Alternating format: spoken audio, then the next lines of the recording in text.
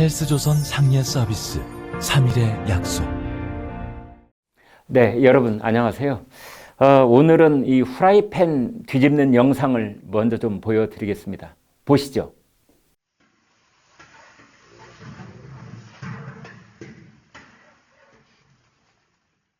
네, 자 어떠십니까? 이 솜씨 좋은 셰프가 중국 요리 웍이나 혹은 후라이팬을 잡은 손목을 재바르게 놀리면 안에 담긴 음식물이 공중제비 돌기를 하고 난 뒤 정확하게 180도 뒤집힌 다음 떨어집니다. 설마가 사람 잡는다 뭐 이런 말이 있죠. 설마 그렇게까지 하겠어? 저 사람들도 생각이 있는데 과연 그럴까? 보통은 이렇게 고개를 가로젓습니다. 그러나 그것은 큰 오산입니다. 합리적인 국민의 가장 큰 맹점은 정권도 합리적일 것이라고 믿는다는 점입니다. 총선을 압승한 문재인 정부는 거침없이 뒤집을 것입니다. 이미 전 국민적 공감대가 모아진 사안, 그리고 대법원 판결까지 끝난 사건, 피고인이 이미 형기를 마치고 출소한 사건까지 뒤집으려 할 것입니다.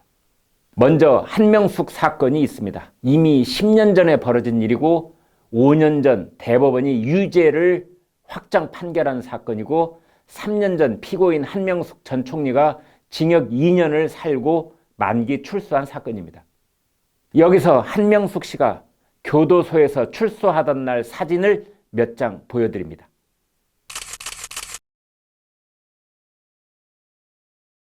어떻게 보셨습니까?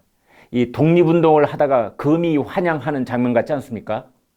한명숙 씨는 10년 전인 2010년 한만호 전 한신건영 대표에게 9억 7천만 원을 받은 혐의로 기소됐었습니다. 5년을 끌었던 재판은 2015년 대법원 전원 합의체에서 징역 2년, 추징금 8억 8천만 원으로 최종 확정됐습니다. 그런데 느닷없이 김태년 민주당 원내대표가 어제 이렇게 말했습니다. 모든 정황이 한 전 총리가 검찰 강압수사와 사법농단 피해자임을 가리키고 있다. 2년간 옥고를 치렀고 지금도 고통받고 있는데 이대로 넘어가서는 안 된다. 그러자 추미애 법무장관은 이렇게 화답했습니다. 깊이 문제를 느낀다. 이런 차원에서 반드시 검찰개혁이 이루어져야 한다.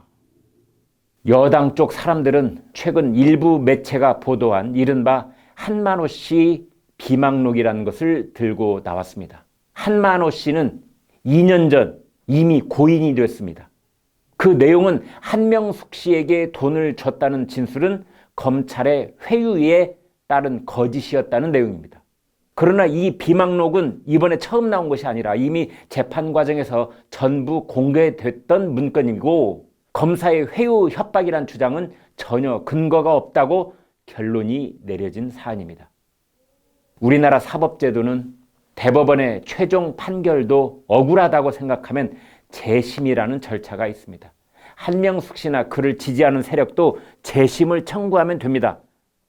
그런데도 이렇게 집권당과 법무장관이 나서는 것은 재심보다는 대통령의 사면 복권 쪽으로 여론을 모아보려는 시도인 것 같습니다. 아니면 당시 한명숙 사건을 맡았던 검사들에게 강압수사 혐의를 씌워서 공수처로 넘길 수 있다는 협박일지 모릅니다.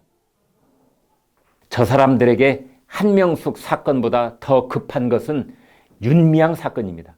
이 사건이 눈덩이처럼 커지면서 21대 국회 출범을 코앞에 두고 정권에게 치명적인 도덕적 타격을 가할 수 있기 때문입니다. 저들은 정대협 정의연 회계비리 의혹을 받고 있는 윤미향 당선자, 그리고 대구에 살고 있는 위안부 피해자 이용수 할머니, 이 두 사람의 만남을 극적으로 연출함으로써 뒤집기를 하려고 했습니다.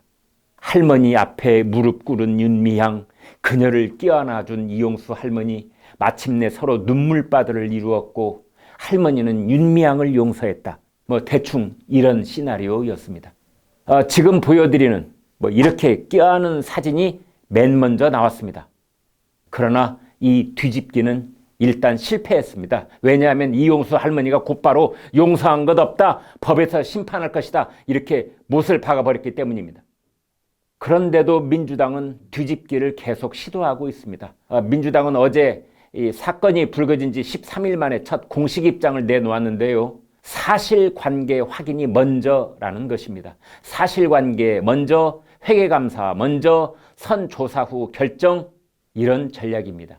조기 매듭으로 덮고 가려는 속셈이지요. 이낙연 전 총리가 엄중하게 보고 있다고 했던 것을 바로 이튿날 이해찬 민주당 대표가 심각하게 검토할 부분은 아닌 것 같다, 이렇게 말한 것도 뒤집기입니다. 이 사실은 지금 민주당에서 이낙연 전 총리의 말을 뒤집을 수 있는 사람은 문재인 대통령 한 사람뿐이라는 점에서 이해찬 대표가 청와대의 뜻을 대신 발표했을 가능성도 있습니다. 이번 윤미향 사건도 내부 폭로자가 위안부 피해 할머니 본인, 그리고 돌아가신 할머니의 유족들이 아니었으면 집권 세력은 이런 의혹을 벌써 12번은 뒤집고도 남았을 것입니다. 외부 폭로자를 무고 혐의로 수사하고 있을지도 모릅니다. 수십억대 회계 비리 의혹이 배임 횡령 착복 혐의로 비화되는 것을 막고, 이것을 입력 과정의 오류라느니 단순 회계 실수라느니 이렇게 뒤집었을 것입니다. 이런 메시지는 어제 정대협과 정의연을 압수수색한 검찰에 보내는 무언의 훈령일 수도 있습니다. 수사는 신용만 해라. 5월 30일 이후엔 윤미향은 당선자가 아닌 현역 국회의원으로서 면책 특권이 생긴다. 그때까지 시간을 끌어라. 이런 무언의 압박일 수도 있다는 뜻입니다. 위안부 피해자 곽예남 할머니의 딸인 목회자 이민주 씨에게도 여당에서 찾아와 조용히 있으라 했다지 않습니까?